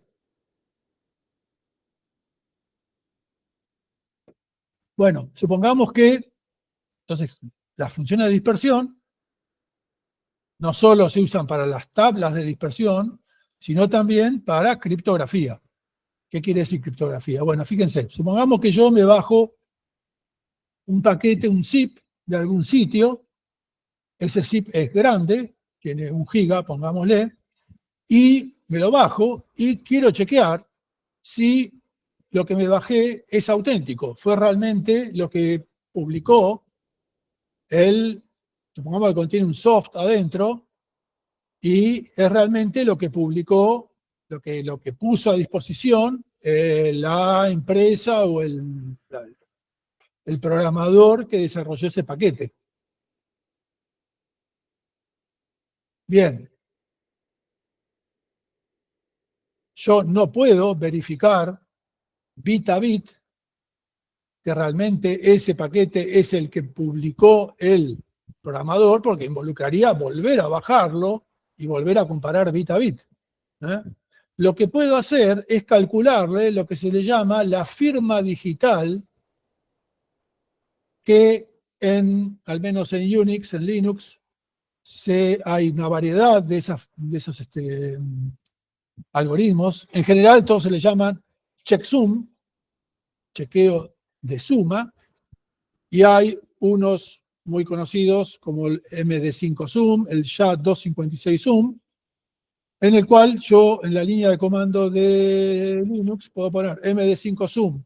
O sea, todo esto por lo general ya vienen porque son súper usados por todos lados. Entonces probablemente ya todo el mundo, todos los que tengan Linux lo tienen instalado, y si no, se puede instalar.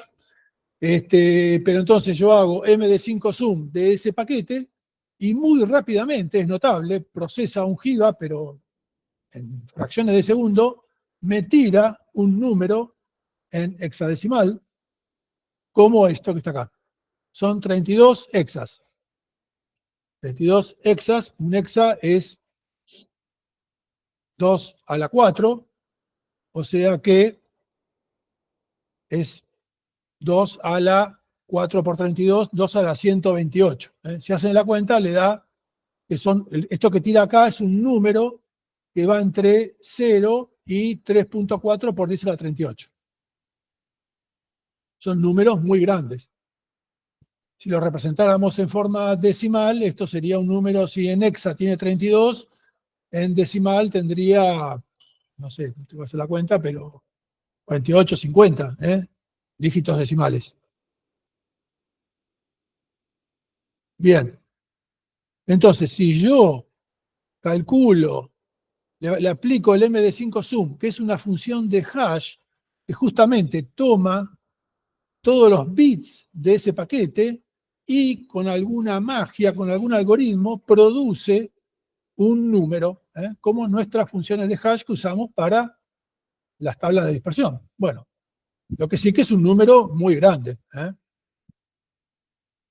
Y el chiste está en que si yo encuentro, la empresa o el programador que publicó este zip me dice cuál fue su signatura criptográfica, este numerito, yo lo único que tengo que hacer es aplicarle en mi computadora el MD5 Zoom a ese package.zip y confirmar que estos 32 caracteres hexa son los mismos que los que publicó la empresa o el programador que publicó ese zip. Fíjense lo potente de esto, ¿no? Porque yo estoy comparando la empresa o el programador tienen su paquete que es el paquete verdadero. Y yo tengo mi copia supuesta, que lo que quiero verificar es si bit a bit es la misma que la que publicó el programador o la empresa. Y sin tener que estar comparando bit a bit, solamente comparando estos 32 hexas, yo sé si el paquete es el mismo o no.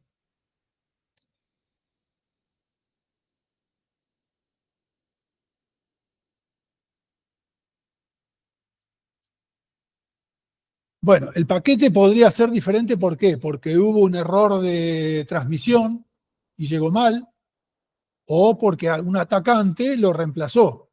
Supongamos que adentro de ese zip hay un ejecutable, un atacante puede haber agarrado ese zip y reemplazado un ejecutable de adentro por otro ejecutable, volver a armar el zip y ponerlo en algún sitio y decir, fíjense, este es el paquete. Supongamos que es, qué sé yo, un paquete, no sé, el navegador, Chrome.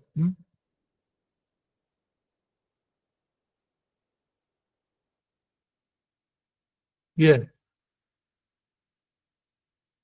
Si fuera por error, bueno, simplemente la función de dispersión me reduce muchísimo la probabilidad de que haya, de que realmente, perdón, de que accidentalmente ese zip haya sido alterado.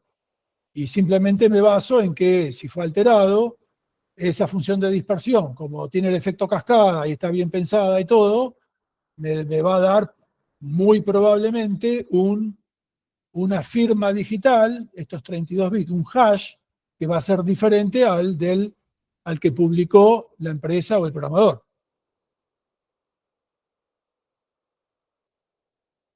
Fíjense que como hay 10 a la 38 posibles firmas, si hubo un error, la probabilidad de que el zip esté malo, pero que me dé accidentalmente la misma firma digital, es bajísima, ¿no? Entonces basta con chequear esto. Ahora, eso es si fue por accidente. ¿Qué pasa si realmente un atacante, qué podría ser un atacante? Bueno, un atacante podría agarrar el zip, como les dije, reemplazarlo, reemplazar, por ejemplo, supongamos que ese zip contiene un ejecutable y un archivo de texto README. Entonces, el atacante agarra el programa exe y lo reemplaza. Yo le puse otro nombre, obviamente él le va a dejar el mismo, pero otro le va a poner otro nombre, perdón, va a poner otro ejecutable que es el malicioso, el que tiene algo peligroso. Entonces lo que hace, el paquete original tenía el programa exe y un README. Y la empresa o programador que publicó ese paquete le calculó la función de hash y publica ese hash. Un atacante, ¿qué debería hacer? Bueno, agarra ese zip y reemplaza el ejecutable por otro ejecutable adulterado, malicioso, y obtiene otro paquete. Publica ese paquete, pero claro, ¿qué pasa? Ese paquete va a tener otra función de dispersión. Así que yo cuando recibo ese paquete, le aplico la función, perdón, le aplico el hash, constato que ese hash es diferente al que publicó la empresa, el programador, y ahí me doy cuenta que fue adulterado. Entonces, ¿qué hace el atacante? Bueno, tiene que tratar de, el programa exe, él lo cambió. ¿Qué tiene que tratar de hacer? Modificar el README de tal forma de que el hash de todo el zip adulterado tenga la misma asignatura digital que el original. Entonces, ¿qué hace? Agarra el README, supongamos que el README adentro tiene un texto como este. Es un texto que tiene unos caracteres y unos espacios. Por ahí los espacios son estos que están acá marcados. Bueno, ¿qué hace? Le aplica mutaciones a ese texto en el cual va reemplazando donde hay un espacio por dos espacios y va probando con todas esas posibilidades hasta llegar a una que tenga el mismo hash que el original. Si él encuentra un README tal que ese README combinado con el ejecutable adulterado, malicioso, todo eso tenga el mismo hash que el original, un usuario, se lo puede llegar a bajar y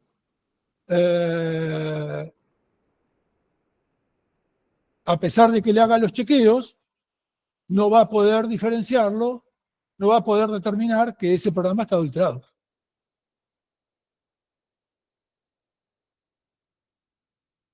Bueno, ¿cuántas veces tiene que probar? ¿Con cuántas mutaciones tiene que probar? Bueno, fíjense que supongamos que si el README tiene 130 espacios, ahí de estos espacios hay 130, bueno, yo puedo ir modificando cada uno de ellos en forma independiente. O sea que ¿cuántas mutaciones distintas tengo? 2 a la 130. Cada mutación, donde hay un espacio, lo puedo reemplazar por uno o no. Entonces tengo, ¿cuántas combinaciones tengo? 2 a la 130. Bueno, 2 a la 130 está en el orden de 10 a la 39, así que efectivamente tengo tantas mutaciones como hashes hay. O sea que ya a partir de que yo haga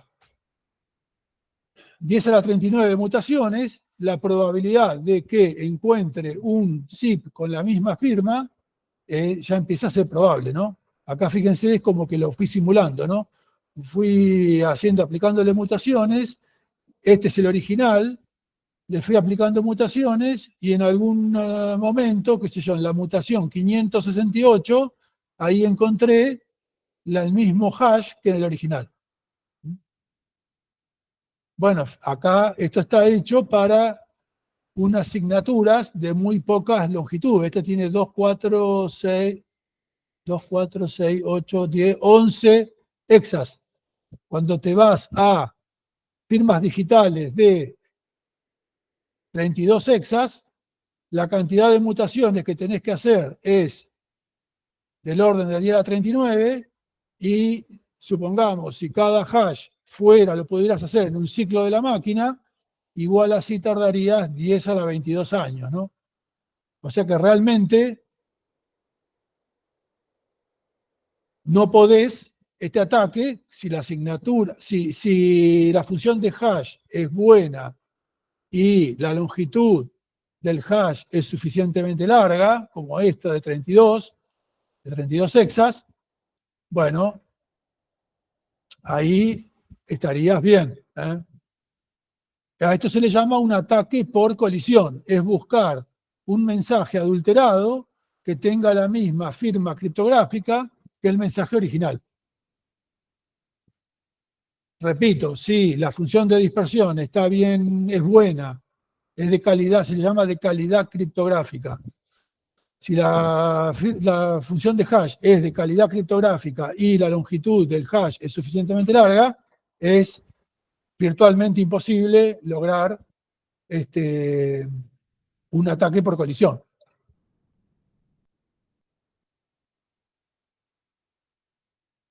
Bien, hay un temita, lo que explicamos hasta ahí, esto que explicamos arriba, sería un ataque por colisión, llamémoslo ingenuo. En realidad se puede atacar un efecto que se llama, lo que vamos a ver ahora, el efecto de cumpleaños, lo cual reduce mucho la necesidad, la cantidad de mutaciones que hay que evaluar. ¿Qué es el ataque de cumpleaños? Bueno, el ataque de cumpleaños el nombre viene de un efecto conocido que es el efecto de cumpleaños, que fíjense, supongamos que yo tengo un grupo de 366 personas. ¿Cuál es la probabilidad de que 2 personas cumplan el mismo día? Bueno, 1, ¿no es cierto? Porque como hay 365 días en el año, sin contar los años bisiestos, como hay 365 días en el año, si ya tengo 366 personas, seguro que 2 cumplen el mismo día. Bueno, uno puede preguntarse, ¿cuál es el tamaño de un grupo de personas para que la probabilidad de que haya 2 que cumplan el mismo día sea del 50%? Bueno, lo que primero uno pensaría es, si para 365 la probabilidad es 1, para que la probabilidad sea 50%, tengo que tener la mitad de 365, 182 personas, ¿no? Bueno, no. Resulta ser que con solo 23 personas ya la probabilidad es del 50%. Bien, ¿y cómo se puede explotar eso para hacer un ataque? Bueno, supongamos que tenemos 2 personas, Mallory y Bob, que quieren firmar un contrato por el cual Mallory le compra un bien X, qué sé yo, un auto, a Bob por $10.000, ¿no? Entonces, para ello, firman un contrato larguísimo, de 5.000 páginas, contract, que está en un archivo de texto, contract.txt.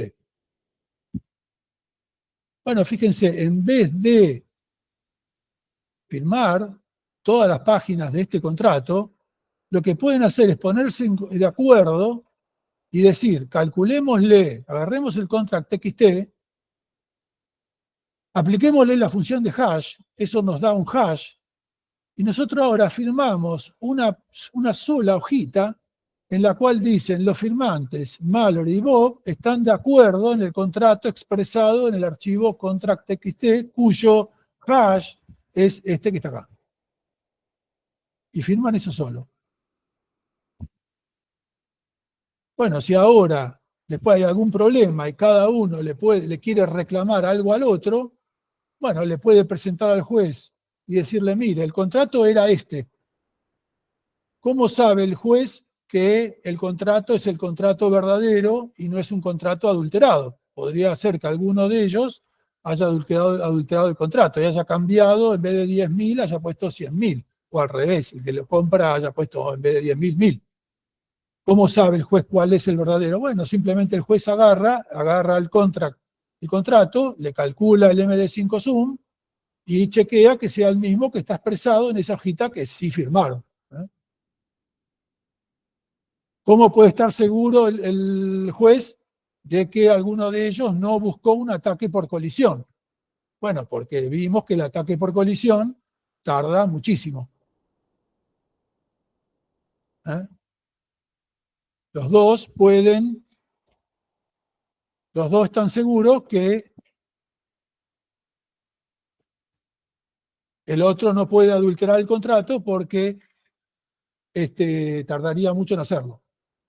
En todas estas cosas de criptografía, siempre los ejemplos así usan nombres como Alice, Bob, Mallory, y son típicos, ¿no? Busquen en Wikipedia todas cosas de hash, criptografía y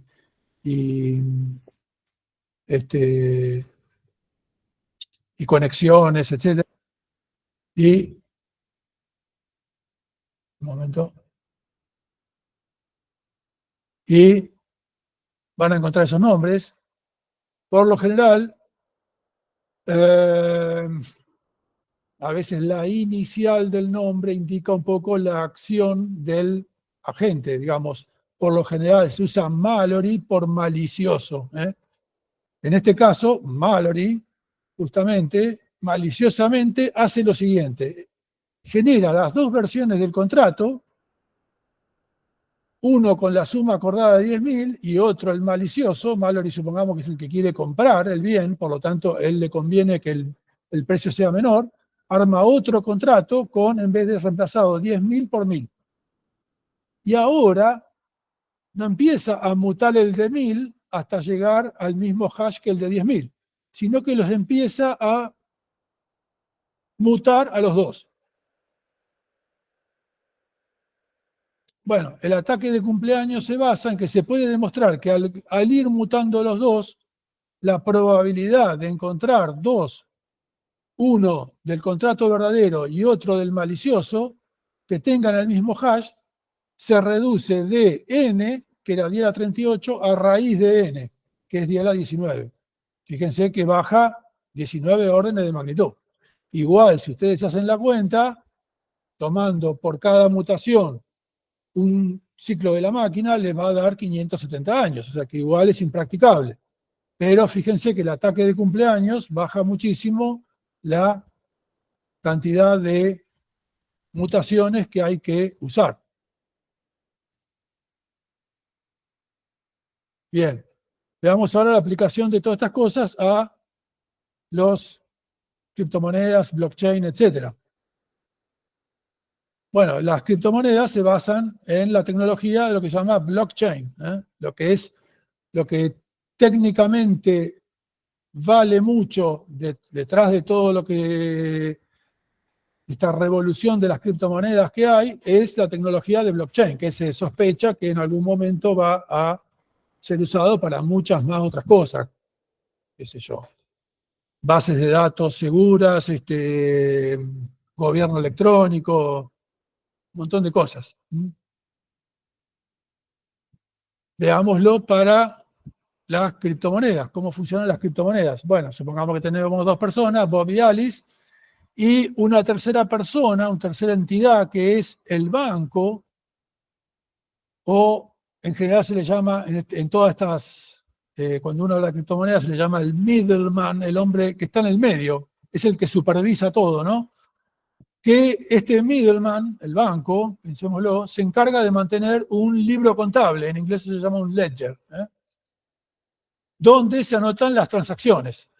O sea que entonces, si Bob le paga $10 a Alice, bueno, el banco va anotando en un ledger, en un libro contable, va anotando las transacciones. Bob le dio $10 a Alice, Alice le dio $5 a Peter y así. Bueno, en las las transacciones que se hacen, no en el mundo de las criptomonedas, sino en las transacciones de los bancos, etcétera, todo eso, como digo, hay alguien que es el que se encarga de mantener esas transacciones en un libro contable, en el ledger.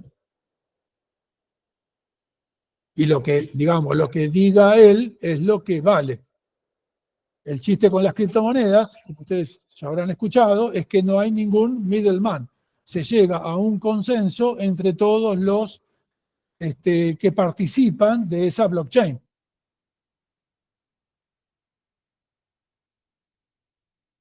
Bien, ¿cómo funciona eso? Funciona en que cada miembro que participa de esa red de peers, de pares, que mantiene la blockchain, cada uno mantiene una copia del libro contable. Por empezar, ¿cómo pueden saber? Cada uno tiene su copia del libro contable. ¿Cómo pueden saber si la copia que tienen es la misma para todos? Bueno, justamente, ahí ya empieza a aparecer el hash. No necesitan comparar bit a bit la copia del ledger, del libro contable de cada uno, sino que simplemente publican el hash. Además, entonces ya saben si el que tienen, supongamos que todos los pares, todos los peers, todos los que participan de esa red, son todas personas, no hay ninguno malicioso, bueno, pero quieren constatar que el ledger, el de todos es el mismo, bueno, simplemente comparan solamente los hashes. Pero además hay una cosa adicional, que es que lo van dividiendo por bloques. Van juntando de estas transacciones, qué sé yo, millones de esas transacciones, arman un bloque de transacciones y a eso le calculan el hash.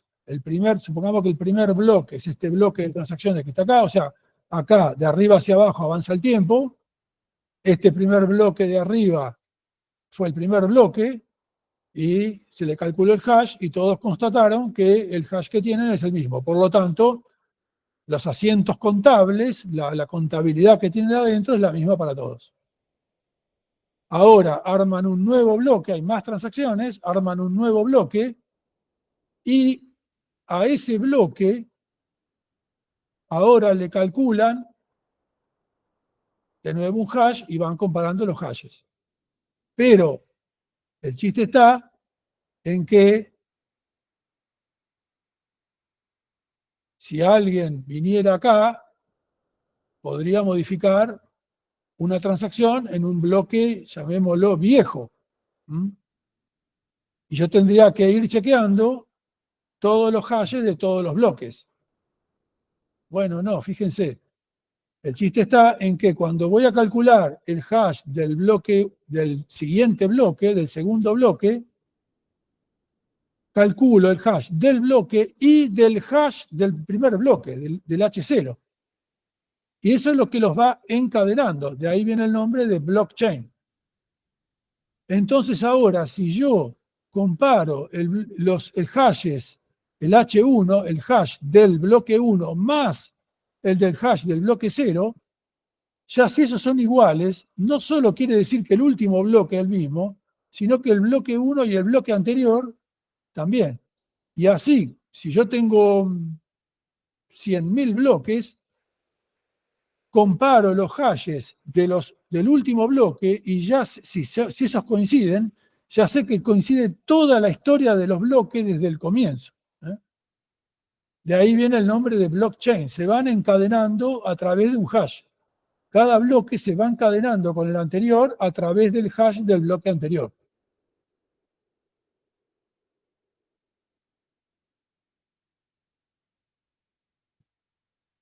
Bueno, y finalmente aparece lo que es el proof of work, prueba de trabajo, que es para evitar que algún atacante malicioso agregue un bloque en forma indiscriminada. Supongamos que hay un atacante malicioso, hay que llegar a un consenso de cuál es el bloque bueno. Bueno, para eso se agrega, cuando calculo el hash,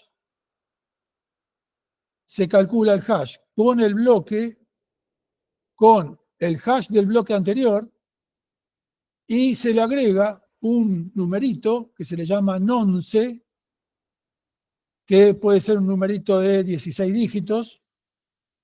En este momento creo que son 19. Y hay que buscar, el chiste es que hay que buscar el nonce tal que el hash resultante, sus primeros, no sé cuántos, si son 19 dígitos, sean ceros. Fíjense que si la función de hash fuera inversible, quiere decir que yo pudiera despejar, digamos, el nonce de acá, bueno, podría calcular ese hash, podría calcular el nonce de forma muy rápida. Pero no puedo, justamente, las funciones de hash tienen esa propiedad, que no se pueden invertir, digamos, ¿no? La única forma de invertirlo es por prueba y error. O sea que yo tendría que empezar a probar con estos nonces, probar con nonce 01, nonce 02, nonce 03 y así, hasta encontrar algún nonce para el cual el hash empiece con la cantidad de ceros que necesito. Acá lo hice para 2 ceros, en realidad lo que se está usando ahora es 19 ceros. Y de ahí viene lo de minar los Bitcoin. Minar Bitcoin consiste en agarrar el bloque que se está por meter en la cadena de bloques y buscar el nonce tal que el hash del nuevo bloque empiece con la cantidad de ceros apropiada, que en este caso, como les dije, 19. Bueno, y ahí hay que hacer las cuentas, pero la cantidad de hashes que hay que hacer es grandísima. Para eso están todas esas granjas de dispositivos que calculan hashes, y de ahí viene todo lo que ustedes saben, ¿eh?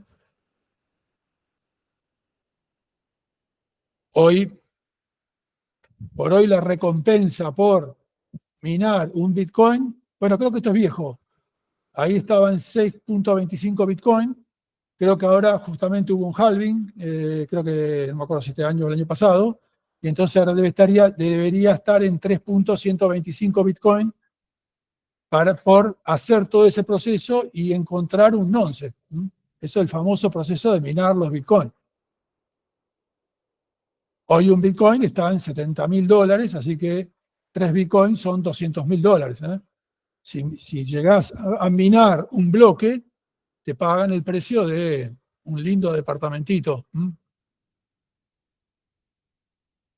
Bueno, todo esto a su vez es un poquito polémico porque hoy se estima que la cantidad de potencia de cálculo necesaria para mantener la red de la blockchain está en el orden de los gigawatts, de los 20 gigawatts, lo cual es bastante. Más o menos está en el orden de la energía que consume un país como la Argentina.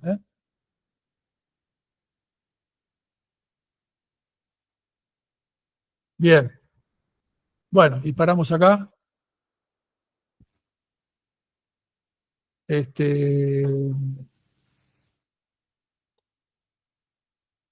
Bien. No sé si alguien quiere preguntar algo.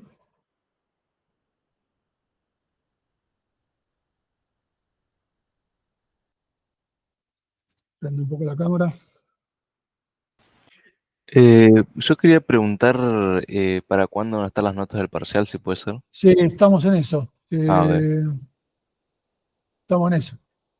Hay una parte que ya está corregida y estamos esperando. Cuando apenas, Profe, sí, apenas esté, les vamos a publicar. Sí, sobre el temario del TP, sí. del próximo TP, ¿hasta dónde entraría? ¿Hasta árbol binario o cómo sería No, árbol ordenado, seguro que árbol binario no, es árbol ordenado orientado. Creo que lo mandé en las instrucciones, no sé si, pero es árbol ordenado orientado y correspondencia. Ok, Yo voy a muchas volver gracias. a mandar las instrucciones, pero normalmente sería eso. Profe, Bueno, ¿y queda para el martes el TPL? sí, queda para el martes, porque había ese conflicto con las clases de física, así que bueno, decidimos moverlo para eliminar todo tipo de problema. Este TPL 2 lo movimos al martes. El 3, estuvimos ahí, nos juntamos con la cátedra de física y llegamos a la conclusión de que para el 3 no habría conflicto, así que ahí sería un jueves, como siempre. Y bueno, después recuperatorio veremos. Pero este lo tenemos que mover, este lo movemos para el martes.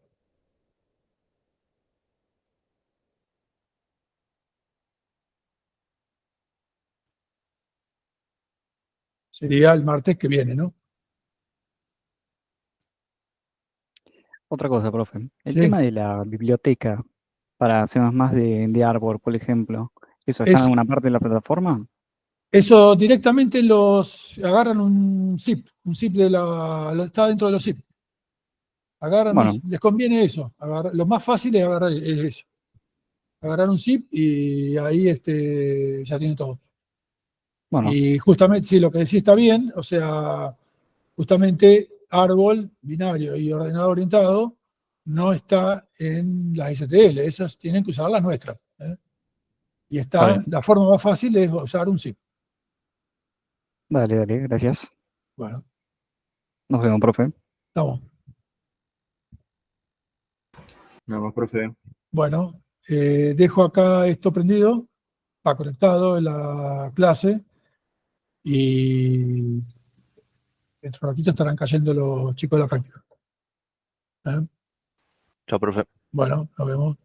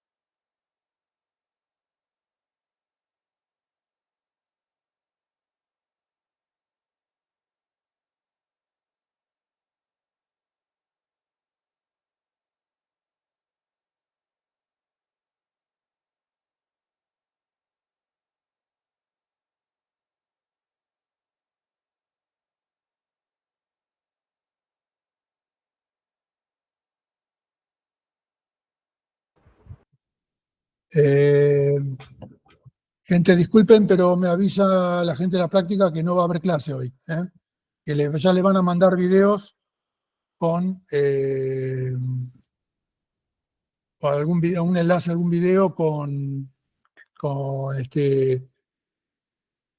con clases de ejercicios para el TPL de otro año. Disculpen, pero bueno, así.